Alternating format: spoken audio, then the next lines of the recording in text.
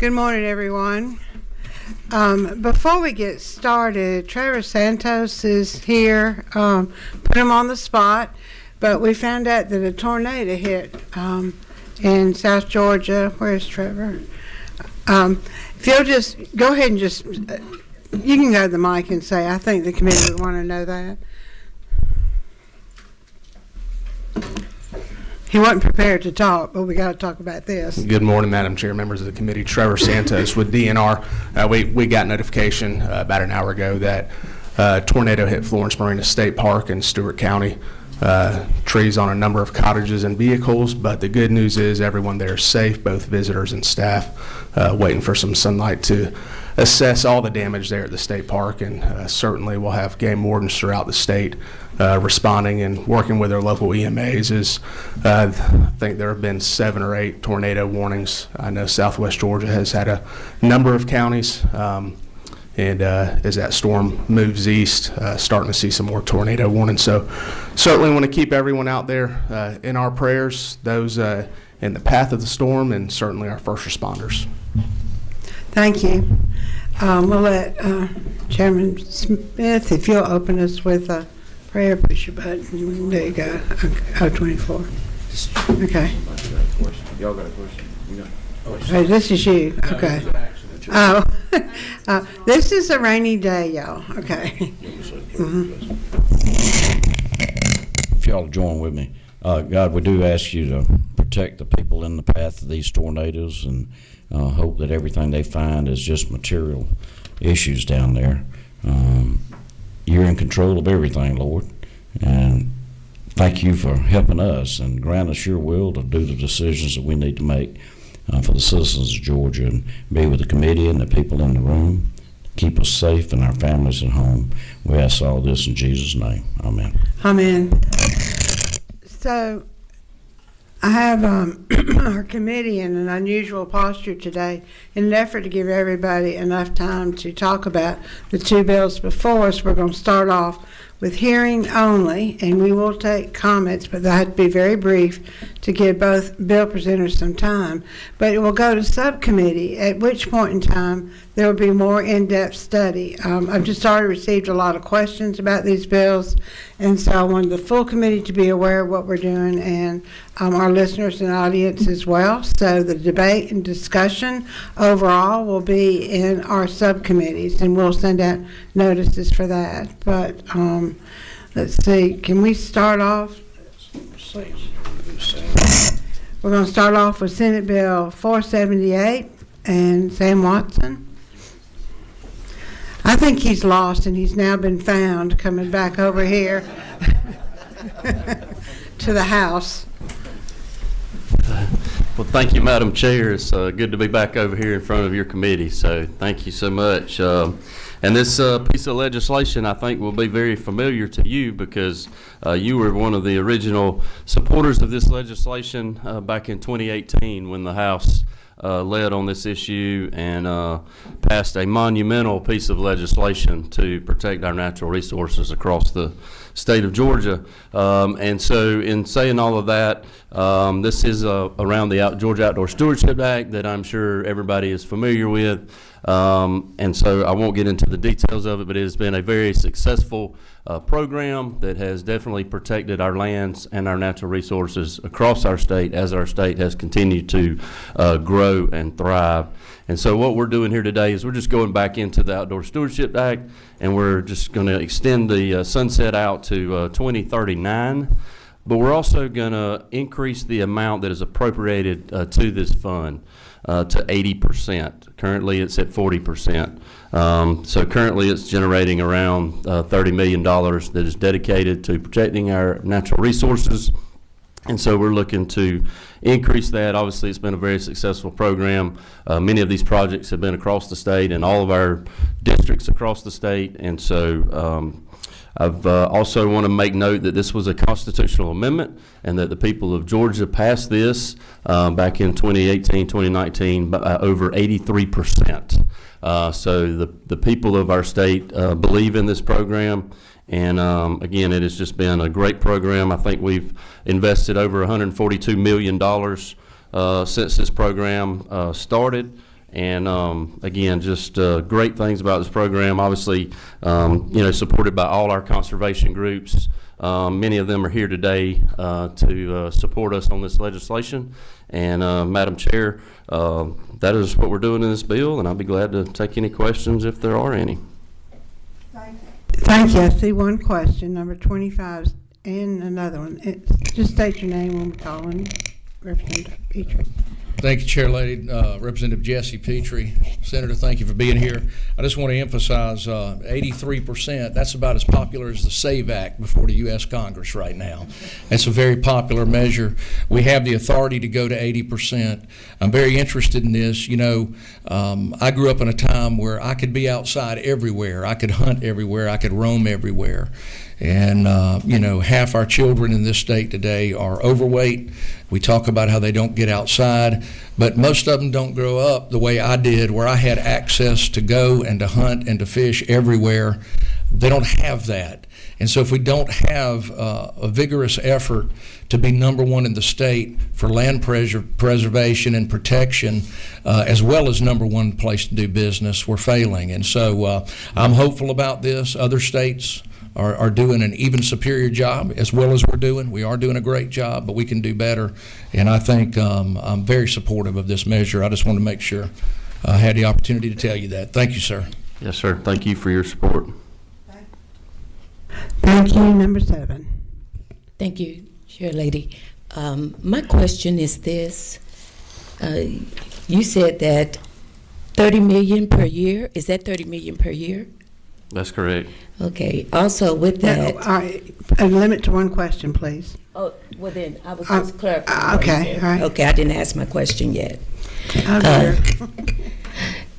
Considering the fact that I looked over the issue of the money, and you're talking about 43 counties producing 87% of the money that is in this fund. Can you tell me, in those counties, those 43 counties, and they have deserts or in need of some of this funding, do we have a map or something that says where the money is going in, so that we can track to see if it's going to the 43 counties that's providing 87% of the funding? Well, just the first answer, I should be I think this is maybe in your packets, that has a map of all of the locations where the Georgia Outdoor Stewardship Act has had projects across the state, and they're obviously all over the state.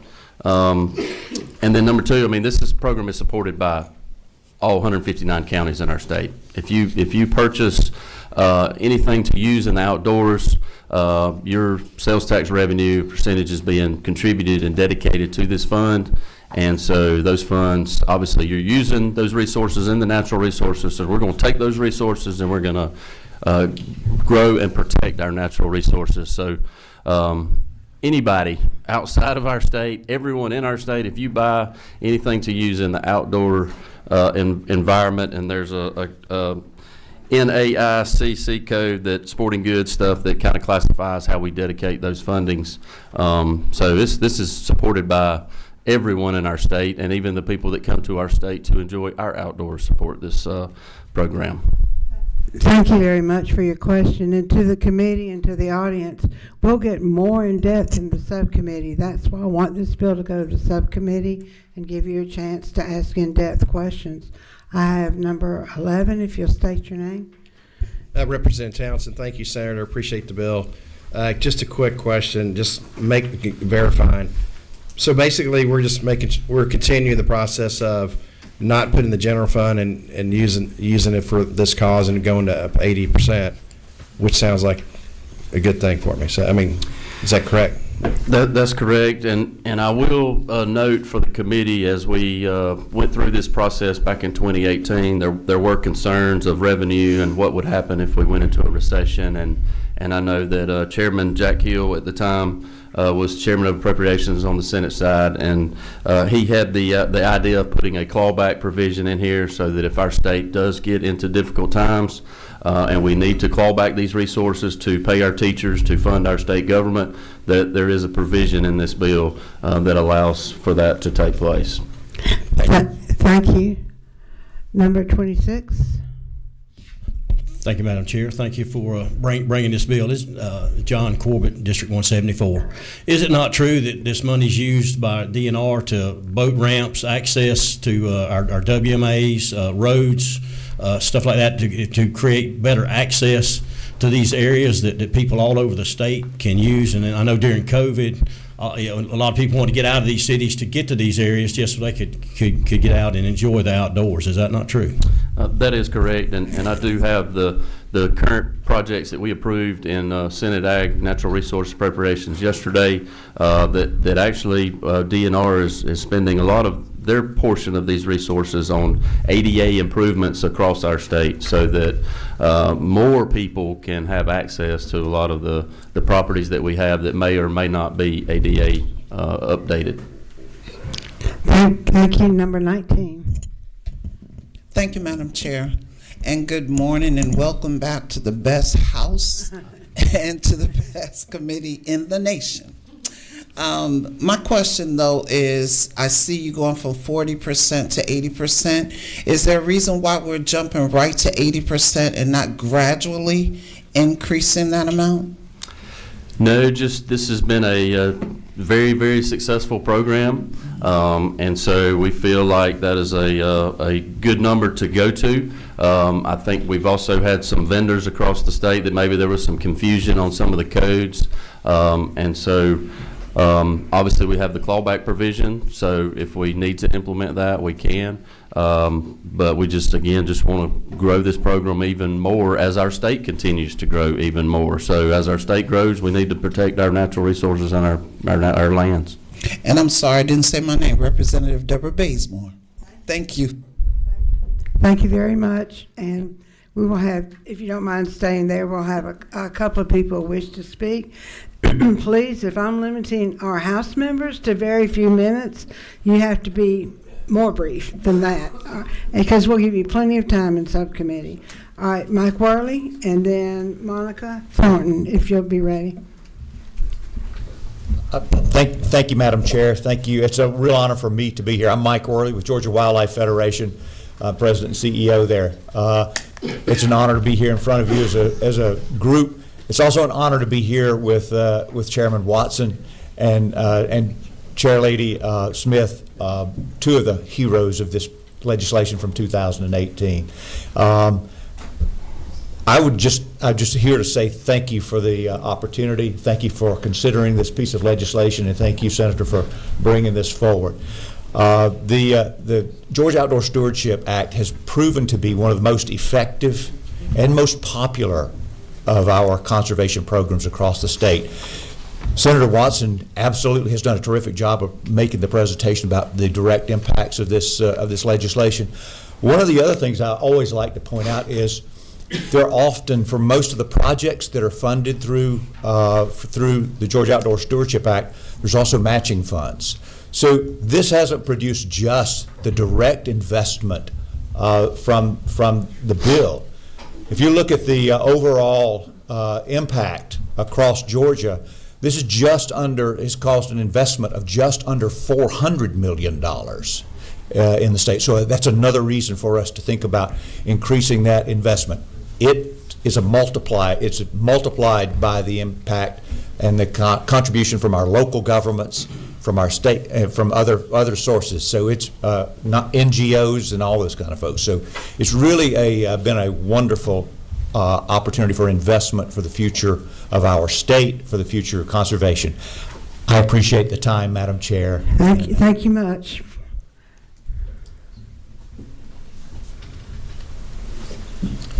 Good morning, Madam Chair and Committee. I'm Monica Thornton. I am the Executive Director of Nature Conservancy here in Georgia, and I'm delighted to be here today in support of this bill and thank Senator Watson for supporting it. We have heard the case, and the case has been well made, that This bill was authorized by the public by 83%. The public at that time was okay with the 80%, and that we did not get that 80%. And there have been some missed opportunities in the state, and there continues to be missed opportunities. There are some WMAs in North Georgia, 16,000 acres that were a part of the public access. That with these kinds of funds that we can take advantage of putting that land back into public use. And so we really do want to see this bill supported and going to the 80%. And again, this is not taken away from some other area. This is all of us buying tennis balls and playing pickleball. That is creating these funds for us to have more outdoor recreation spaces. So I hope you will support it. Thank you. Thank you very much. And again, we will have this bill in subcommittee and be open to many more questions and just discussion on the bill. So thank you, Senator, and we'll be back in touch with you. All right. We wanted to give you something to do during the last part of the Thank you, session. Madam Chair. It's always good to be before your committee. Thank you. Thank you. And so next bill is House Bill 447. So I think it's Senator Dixon. Welcome to the committee, Senator Dixon. Thank you. Thank you for having me. We have a few more sign-ups for this bill. So after your presentation, if our committee needs brief clarification, but we will go more in depth in our subcommittee. So thank you for your time. Yeah, thank you. Thank you, Madam Chairwoman, committee members, for allowing me to bring Senate Bill 447 before you today.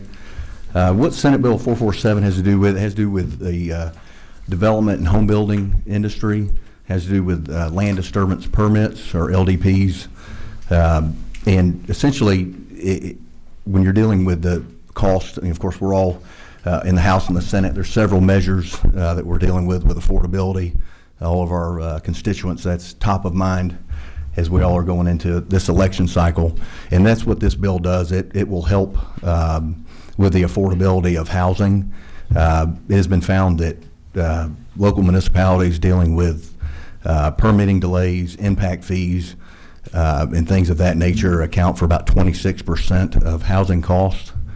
And essentially what this bill does is it puts a time frame in from when you submit for that LDP for the local municipality to process that LDP and then come back with comments and kind of start that process. Currently under state law, I believe it was 2019, if I'm not mistaken, there was a bill that was passed that put a shot clock in for the initial submittal at the 45 days. So that, as you see that in this bill, that is already in current statute.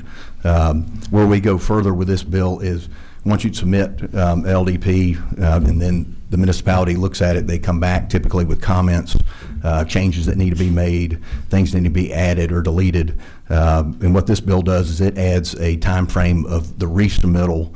And so when it's resubmitted, the municipality is only looking at the changes that they had made to see if the engineer, architect, or whomever's making the changes have completed that. So we put a 14-day shot clock in there for them to turn around that resubmittal. And if it falls on a weekend or a holiday, of course, it would be bumped to the next business day. So at a minimum, it would be 14 days that they would have to turn that around. And then also something I failed to mention that came up in the Senate committee is we just want to be clear. I am in I'm a dirt guy, acquisition development guy, so I've been in this field for 25 years. So I have to remember that not everybody has to go through these zoning processes, and also I just want to be clear that what I'm dealing with here is after the zoning has taken place. This is during the permitting process, so this does nothing. There's nothing in here that has to do with zoning or land use. That all takes place before this. That goes before the Planning Commission, the Board of Commissioners, and then they would set forth what zoning conditions, lot sizes, all of those things would be set in place. And then once that's done, then you go to the permitting process, and that's where the design phase takes place and the details of the project take place. But just want to make sure that that was clear to the committee. Another thing that the bill does in Section 2, I'll go back to Section 1, and this was worked on with GMA and ACCG. and it basically states that the time period or the shot clock would not start until the local municipality deems that the application is a complete application and submitted. So, sometimes, as y'all know, submitting applications for anything, you might be missing a document or something may be incomplete, and they have to come back out for a completed, and wanted to make sure that the time period didn't start until they had a completed document and knew what they were working with. In Section 2, it will require the municipalities to set forth clear criteria dealing with the plat. And what I mean by that, last year I had a plat in a county, and we ended up, I guess it was about 8 rounds of comments and maybe 6 months of time. Once we got to the final comment, the one thing that they wanted was for us to bold the font on the plat. And it was the same font that we'd used all before. And the reason I state that is, the reason for the clear criteria is, as any professional, you need to have, a sandbox that you're playing in, so the engineer needs to know what the municipality is looking for on that plat, and that's what this section in the bill does. And then it also, working with GMA and ACCG, another concern that came from Savannah and other municipalities where they don't issue their own land disturbance permits. It goes to the state, and that's kind of out of the municipality's hands, and so the shot clock would stop, or the time period would stop while that review's going on, and would not start until it comes back to the municipality. And that was something we worked on with GMA and ACCG.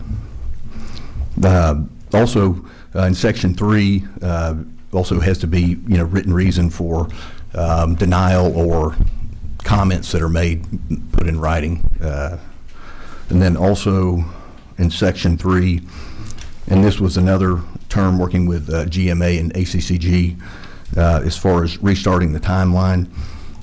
There's certain zonings, and not all municipalities have this, but like a PRD, like a planned unit development, so it could be a mixed-use development. You could have commercial, or you could have multiple lot sizes, townhome, single family in the same development. But as you go through the zoning, the lot size and setbacks, there's flexibility in those zonings. So if one of those zonings are coming through and there's substantial changes to the plat that would take longer to review, the shot clock would not start during that time, or it would be that 45-day period, not the 14-day.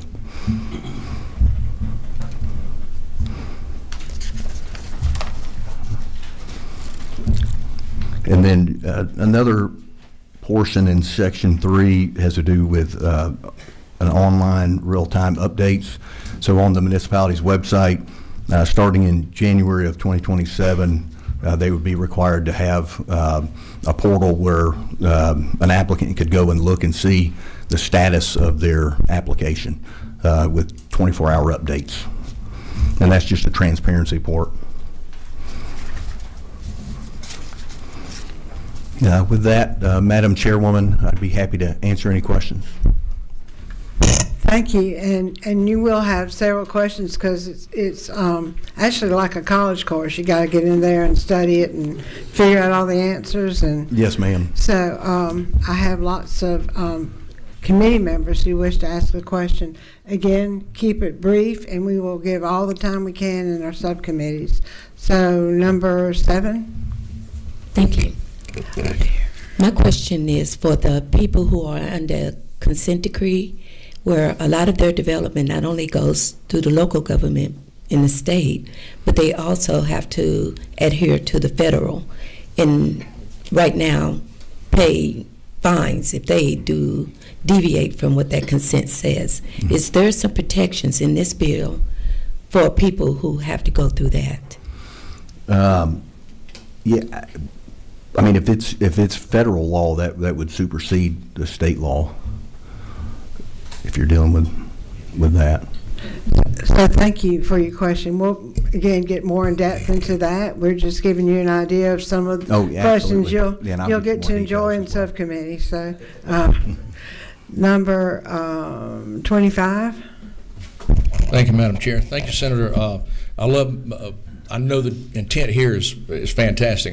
We should not allow local government bureaucracy to encumber people to where it adds the kind of cost you're talking about. So I'm very supportive. But I do have a couple of questions. My first is, so I've got a county, one of the counties I represent is the fastest growing in the state. And so adapting to growth is sometimes difficult, and you may not have the staff you need. So on lines 68 through 71, where you have this deemed approval, and we can dig into this later, we have subcommittee, but I don't want, as much as I want there to be a hard and fast timeline where you get a response from local government, I also don't want us to just deem something approved when it hasn't been vetted, because my constituents adjacent to that property are the people who would suffer if indeed the plan is not a good plan. And so I'm representing the people that live in this community now, and so I'm concerned about that provision, if you could speak to that. Yeah, no, and great question, Representative. To make these timelines stick, as y'all are all aware, with legislation, you've got to have teeth, to make them effective. Initially, working with Senator Setzler, who I know was also a member over here for many years. We'll adopt you, It was an hour-and-a-half meeting, so everybody's laughing. You understand what I'm saying? We had a rain delay, but in that meeting, coming out of that, because Senator Setzler had issues with that, GMA, ACCG had issues with that as well. We did change it to that the local municipality would lose sovereign immunity over this issue. Now, you're not talking, hundreds of thousands or millions of dollars of damages. It would be fees, but I'd say the Lieutenant Governor's office, they were not a fan of that, so we changed that back. And then to our next number, our question is number 28. Thank you, Madam Chair Lady. So I have a question. I know you are a developer, obviously, but I have a lot of my constituents reach out to me, and they're building their dream house, and I'm just curious if this would affect them, because they call me and they're paying interest in, trying to get their permits for their house that they're going to build and live in forever. And, they call me and say, hey, it's been 6 months. We're trying to get a permit for a house. Are there anything you can do? Would this help our constituents on this bill, just some ordinary constituent building a house? Great question, Representative. I've actually got another bill. It's Senate Bill 437. Has to do with your vertical permitting. And that's another thing to be clear in this bill.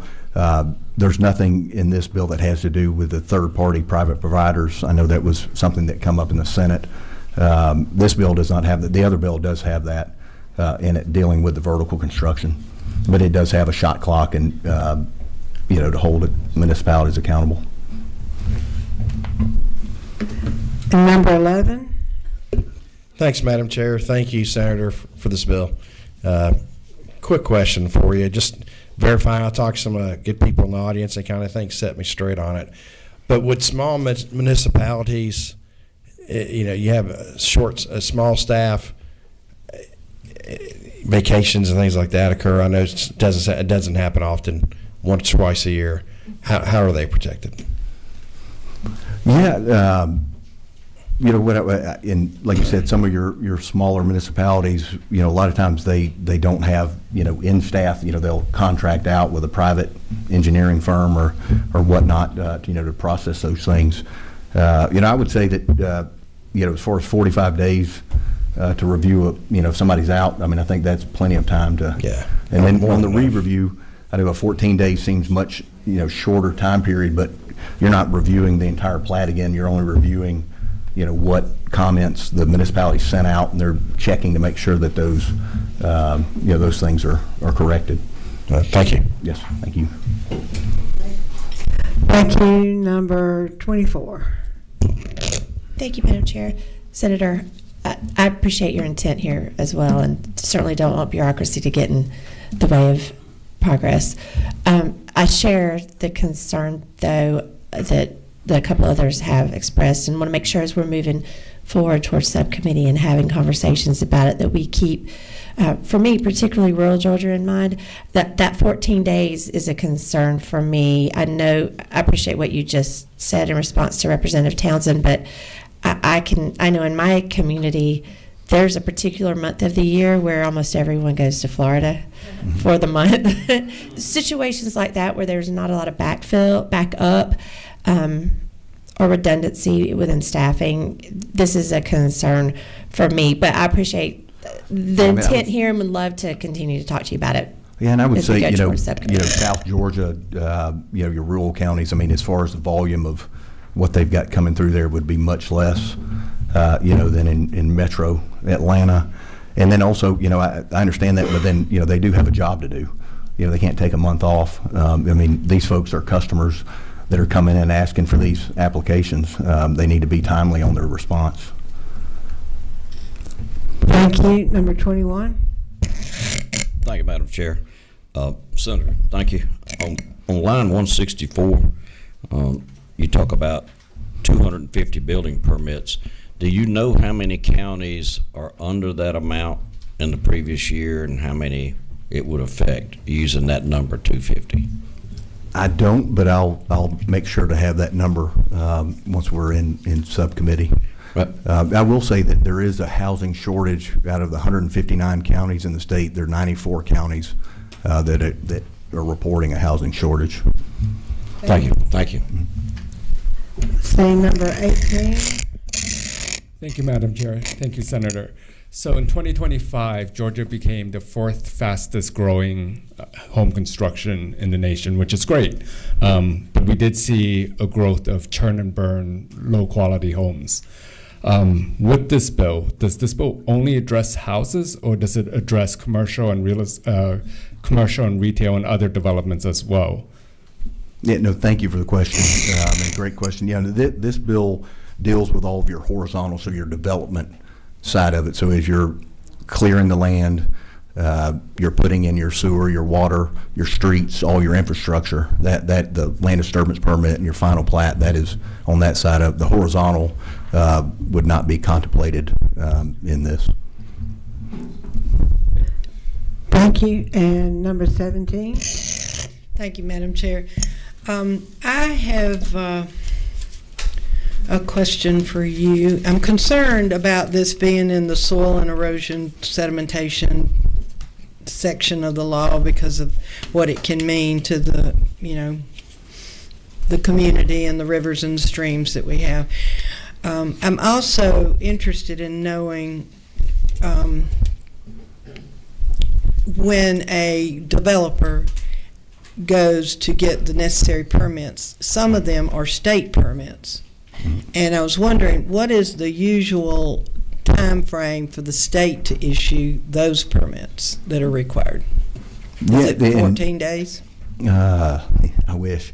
No, it varies. It can be quite long. A lot of municipalities, Metro Atlanta, they handle all of their, permits internally, unless you're talking about, larger permits, that have regional impact. But anything that you're dealing with that would have to go outside the local municipality for approval, the shot clock or the time frame would stop while they're reviewing it, and then when they receive it back, then the time frame would start back up. I was just curious, kind of a average. Mm-hmm. Yes, ma'am.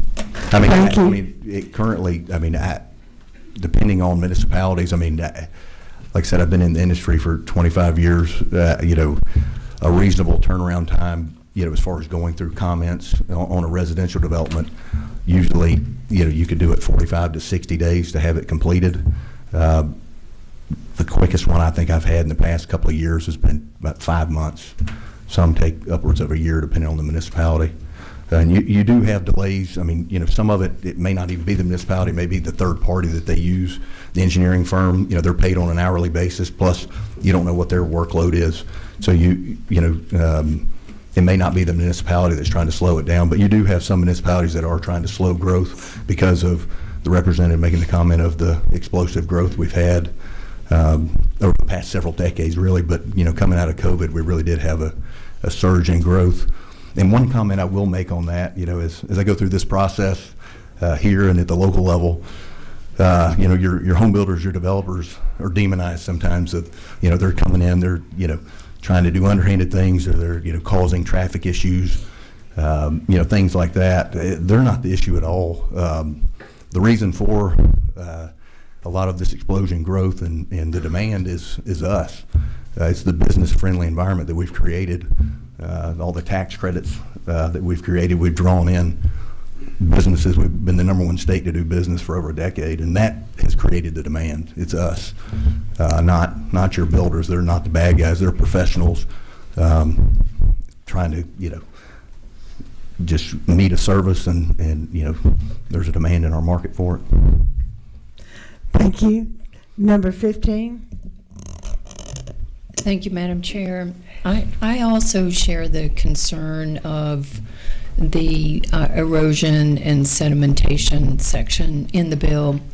And just as a hypothetical, say a data center submits a land disturbing permit and they get denied because their erosion and sedimentation plan is deficient, and then they only have 14 days. They resubmit a 100-acre data center plan, and then they only have 14 days to respond.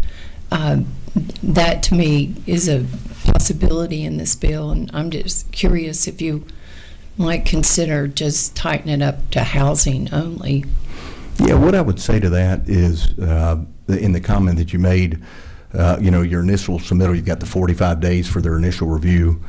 When the comments are issued and a resubmittal is done, if the way this bill is written, if there's changes that are made outside the scope of those comments, like you're saying, if they come in and they say, oh, we're not doing 200 acres, we're going to do 100 acres, or we're not going to do a million square feet, we're going to do 800,000 square feet of, with those significant changes, and we worked with, and this was actually not mine, it came from GMA and ACCG, if there's significant changes to the plat, that the time period starts over. So it goes back to that 45-day, it becomes a new project.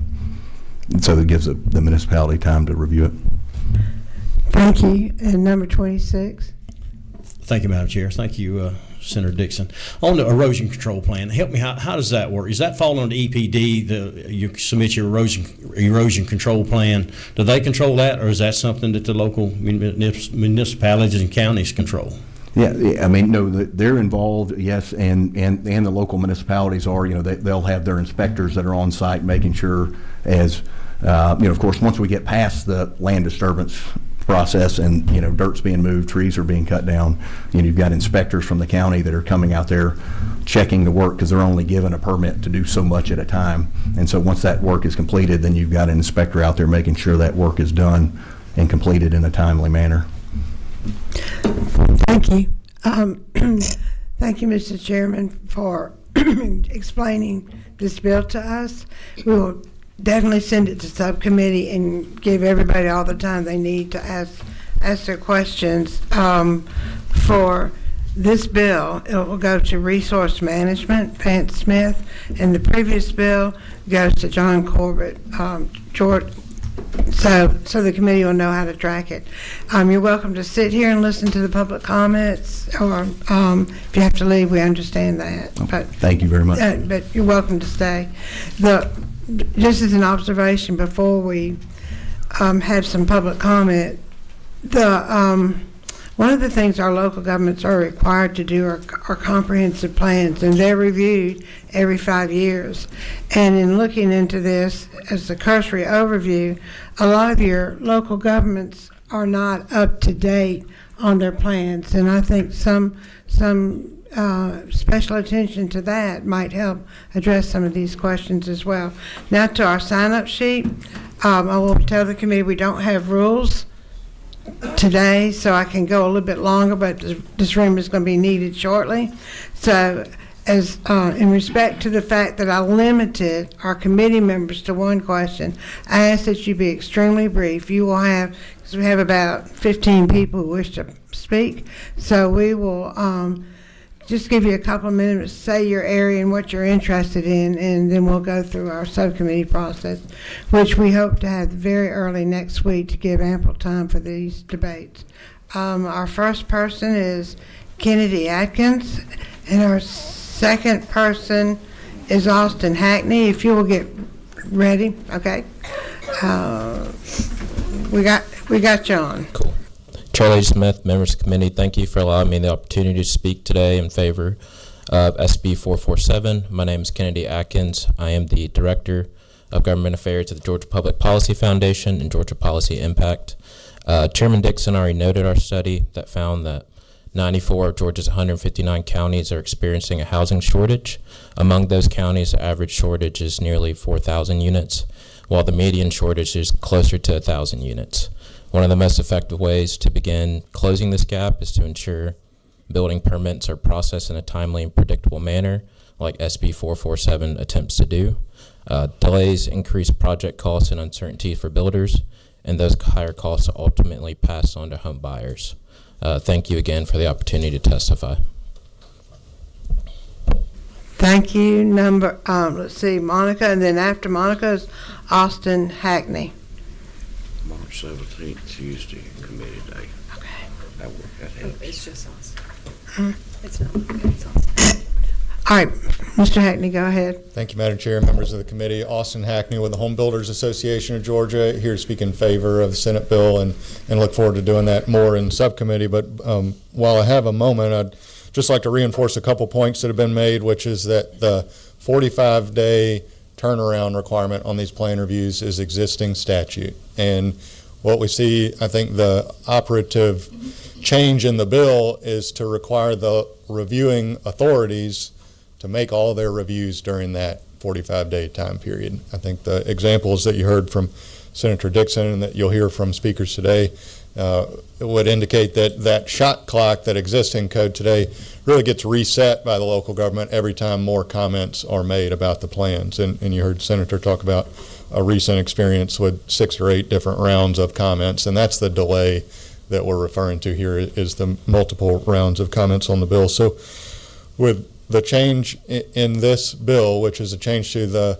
efficiency of the process that happens in permitting after the local community has decided that this project is appropriate for their local community. So the zoning decision has been made, and now we're just working with the engineers on staff at the city and from the developer side to make sure that those zoning conditions that have been agreed to are complied with in these plans. So that is really the step in the process that we're trying to affect here, is the delay in the permit review once the community has decided that this project is good for their local community. And the accountability piece, I think, goes in a two-way street. So you got accountability on the for the missed deadlines, which he described, and then accountability for the applicant when they resubmit material changes. That shot clock restarts completely, goes back to 0. So no longer a 14-day efficient process there. If the applicant themselves is making material changes to the application, it restarts the 45-day shot clock. So from the Home Builders Association of Georgia, this is a efficiency and transparency bill. We fully support it. We look forward to working with the members of this committee to refine it further, and thank you for the opportunity. Our next person, it's Betsy Bradfield, it looks like, and then we're trying Casey Johnson. Thank you, Madam Chair. My committee just asked me to have everybody print their names because we appreciate your creative writing. So I apologize for my mix of cursive and not to bring up cursive handwriting, sorry. My name is Betsy Bradfield. I am with the Georgia Association of Realtors, and I'm here to speak in favor of this bill. Our national association just released a study, I'm sure some of you have heard me talk about it, that found that the median age of a first-time home buyer is now 40 years old. And in addition, we have some research at the state level that shows that the median home price in Georgia last year was $360,000. That is not affordable for a first-time home buyer. And the longer this permitting process takes and the more delays that are added by the local government on this multiple rounds of comments that you've heard about, it ends up meaning the more expensive the home has to be listed for, because the developer has to carry that interest on the continued life of that loan, and then more labor has to be added in because we're talking about changes to the project in order to comply with the local government's request. And while the state cannot control interest rates, I wish you could, what you do have the ability to do is to affect how long it takes for a home to come to market with this bill.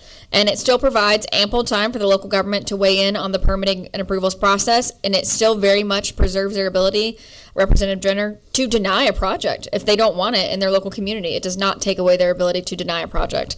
But we are just asking for your assistance and the state's assistance in ensuring that our local government partners do their part to follow existing law to help us create affordable housing in the state of Georgia. Thank you so much. Johnson, and then after that, I think it's Hiot is next, and then Jason Parker. Go ahead, Mr. Johnson. Madam Chair, thank you. Cosby Johnson with the Georgia Chamber of Commerce, and that's my horrible handwriting. So hopefully the handwriting will be inside of the literacy bill, and I will get to work on that. With the Georgia Chamber, we are in support of Senate Bill 447. Senate Bill 447 is a targeted growth-focused solution that addresses challenges by bringing much-needed consistency and transparency to Georgia's permitting process. By preventing infinite delays and opaque guidelines, Senate Bill 447 creates a more sustainable and predictable environment for single-family housing growth. This certainty is vital for businesses planning and for communities seeking to meet rapidly accelerating housing demand. And we look forward with working with you all through the subcommittee process. Thank you, Madam Chair. Thank you. As a teacher, I give you A+. All right. So, it's pronounce your last name for us. Hyatt. I got it. All right, sort of. Yeah. Thank you. Thank you, Madam Chairwoman. My name is Wayne Hyatt. I am currently the president of the Greater Atlanta Home Builders Association. I am also a builder and developer of single-family residential. And I can just speak from experience. I didn't know there was a 45-day time limit on response to comments because, quite frankly, that doesn't happen. So what we're looking for with this bill is some accountability on the local side. I can tell you that my current project went under contract 12 of 2021, closed 1 of 2023. Today is 3 of 25, and I'm starting model homes. That's a long time to hold property and land, and we could really use some help. Thank you so much. Thank you. Parker, and then Truss. Good morning, Madam Chairwoman, and committee. Thank you for the opportunity to speak. My name is Jason Parker. I'm a president of Two Resi Build. We're a local home builder here based in Atlanta. We build single-family homes across the metro Atlanta area. We're strongly in support of this bill. This bill, just like Wayne just spoke about, has a huge opportunity to finally put a goalpost for us. When it comes to land development, I'd love to see 6 months in this process. Most of the time, it's 1 year to 3 years, which is really, really hard when we talk about bringing affordability, bringing supply, bringing housing. We have I heard 150 counties are undersupplied. This brings an opportunity for us to truly be able to plan and bring homes for many, well-needed homes for many of our consumers and our residents. We, as we look, typically I play my business. I try to hope to have a LDP permit in 6 months. Most time it's a year. Metro Atlanta, we've seen LDP permits celebrate 2 birthdays at a county before it ever actually gets approved, because it goes back and forth, goes to this committee, goes to this. It's really hard when we're trying to plan a business to when we can expect to deliver a home, what the value of that home is. So again, thank you for the opportunity to speak, and again, we're strongly supportive of this bill. Thank you very much. Next is Truss, then Noah, and then Chris Mangiello. Okay? Yes, ma'am, and good morning, and thank you, Madam Chair. My name is Joel Truss. I'm with the Association of County Commissioners of Georgia. We represent all 159 counties. First and foremost, I want to thank Senator Dixon for his partnership in this bill. We have worked very closely with him in Senate leadership, and we're hoping this is the step that perfects the bill in its committee. There are one or two standing issues. Representative Petrie brought up kind of the big one for us, and that's line 67, 68 through 71. In this process, we are not, unfortunately, fully in control. As many of you know, at least 35 to 40% of, not 40%, but 35 or 40 of the local issuing authorities are overseen by the Soil and Water Conservation Commission, and that's not including any federal requirements on any potential permit. That includes Army Corps of Engineers, anybody else involved. So if there's going to be an enforcement mechanism there that requires our local governments to be responsible for making sure this is done, we just want to make sure that it's workable, that each county can apply it and use it properly. We want to catch bad actors too. We want housing supply as well and other businesses. We just want to make sure that everybody can use the bill properly. And we'll work with your subcommittee, and I'm available if anybody has any questions. Thank you very much. Noah is next, and then Chris is after that. Thank you, Chairwoman. Good morning, members of the committee. My name is Noah Reynolds with the Georgia Municipal Association, and as I begin, I'd like to reiterate some of the comments that Joel made. I'd like to thank both Chairman Dixon and Chairman Anderson, who worked with us on the House iteration of this legislation. A lot of changes have been put into this bill, and I'm sorry that this is the first many of you are hearing of this. We've been working on this on the House side for almost 3.5 months now in the Governmental Affairs Committee, having these conversations. So we stand ready to, help tighten up some of the language that's left in this bill to help it move forward. We believe that local governments can be held to a higher standard in this regard for the issuance of these permits, and the legislation that we currently have also works to hold developers to a higher standard when they bring those applications forward for those permits. So we stand here ready. We'll engage in the subcommittee, and I'm here to answer any questions the committee may have. But thank you so much. Thank you very much. Chris, and then April, and then Jay. Good morning. Thank you all. Appreciate being here. I'm Chris Manganello, Chattahoochee Riverkeepers Water Policy Director. We represent thousands of folks who live throughout Chattahoochee River Basin. And I'm also here working in partnership with some folks who couldn't be here today. We're here to ask you to basically, we're opposed to this bill, and we believe that SB 447 creates new timelines and workarounds for developers seeking applications for complex residential, build-to-rent, commercial, industrial, and other data center projects all over the state of Georgia. This isn't just going to apply to residential projects. It will apply to any large, complex, horizontal development. Just understand that. The bill is amending 2 code sections, not just the Erosion Sedimentation Control Act, which is Title 12. It's also introducing completely new timelines in Title 36, which is the cities and counties planning and management.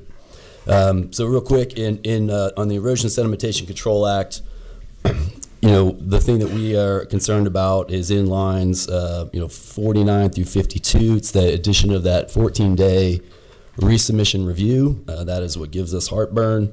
And also on lines 69 through 70, this is where the kind of automatic deemed approved language is also included, which we do not like. In Section 4, which has not been discussed here this morning, Section 4 is the Title 36 piece, and this applies again to all city and county management. It is basically saying that any permit, which means, quote, any license, permit, or other governmental approval of a development would now be subject to a brand new 45-day and 14-day timeline as expressed in lines 125 through 131. That is totally new to code. That does not exist in code in this section as it applies to all local government decisions for permits and licenses. So please consider that very, very closely. That applies to building codes, inspections, licenses, and whatnot, including fire code. So just encourage you to spend an extra time looking at that particular section. Overall, what we're concerned about with the measures as presented in this bill is that it could result in projects basically getting expedited and moved through in a very, very fast manner that could have negative impacts on public health, public safety, and certainly on the environment, which we work on most directly. And I will just highlight, in a conversation, we can kind of write it off, but in conversation with a county engineer who's the LIA, they were saying, maybe these timelines are no big deal for us. But if we have that one project that's complicated, we'd hate to see these new timelines put on us if we're dealing with a complicated project that does have to go through a series of reviews, because it's not just someone's individual home on a 3-acre property, but it's something that's covering hundreds and hundreds of acres. So thank you for your consideration. I look forward to talking to you all. Thank you very much. April, and then Jay. Thank you, Madam Chair, members of the committee. My name is April Lipscomb. I'm an environmental lawyer. I work for the Southern Environmental Law Center. I oppose this bill currently as it's written. I want to focus on just a couple of things. So the weird thing about this bill is it allows permit applicants to get another bite at the apple after their permit has already been denied. So this is not a situation where the county, the local government has said it's incomplete, we need more information. They have done a thorough review of the application, denied it, and then the applicant gets to resubmit it and they get an expedited review period of 14 days. That doesn't make any sense to me at all. So typically when a permit is denied, you can cut your losses, go home, you can appeal that decision through the administrative or judicial process, or you can file a new permit application down the road. So this bill sets up essentially a new permitting scheme where applicants get to resubmit their application immediately after denial. That's not how these things typically work. It's just kind of bizarre. I do think applicants really should have an opportunity to cure deficient applications, to provide information that may not have been complete. But this bill goes to that extra step dealing with the denials. I'll also add, the bill doesn't really speak to the situation that Chairman Dixon and others have mentioned where there are comments going back and forth and there's dialogue between the developer and the local government. Instead, it focuses on this resubmittal process, and resubmitted applications not defined, material additions are not defined. So I think this is going to result in a lot of confusion because we're talking about a resubmitted application, not just dialogue and back and forth on comments. So I think if that's really the concern, we need to think about rewriting the bill to actually address that specific process in the permitting review. I'll stop there. I know we're short on time. I'm happy to talk to any of y'all afterwards. Thank you. Thank you very much. Mr. Knight. Yes, my name is Jay Knight. Good morning. Thank you, Chair Lady Smith. I'm a home builder and land developer, born here in Georgia, been doing business here since 1978, and I'm also the chairman of the Georgia Residential Land Development Council, and we strongly support this bill. The reality is there's no defense for the status quo. And so if we have to do something. We're a market that needs 38,000, in North Georgia alone, we need 38,000 building lots a year. John Hunt of Market Insight told me last summer that we won't deliver 8,000 developed lots in the next 12 months. It's not because they're not zoned. Your cities and counties are zoning that property. It's because the permitting process bogs it down so much. The best permit experience I've had in the last 5 years, I've received one in 9 months. That was the best. And I put a deal together. It was already zoned in a local county in 2020, and it took 4 years to get the land disturbance permit. So what happens in a land disturbance permit is a Georgia landowner does not get paid until the permit is issued. And so this isn't just promoting big business, the opportunity to build more houses. These are families, your constituents, who own land, own family farms. They've waited their turn, and now they put it on the market. And I'm typically talking to an 80-year-old farmer buying their property, and I've got to break it to them that their property probably won't close for 3 or 4 years because of the permitting process. So we could argue about all that, those kind of things. We'll have an opportunity to talk more in the subcommittee. But the reality, things that are inarguable. 40 years old is the age of a first-time home buyer. That's in all the headlines. We can do something about that. Our replacement birth rates in the United States are 2.1 births per woman. We fall into 1.6. A lot of psychologists are saying that the affordability issue and people waiting till the later parts of their fertility to be able to buy a home is adding to that crisis. But we can do better. 8% of our cost is directed towards carry cost on land, and I hope that you'll look favorably at this legislation.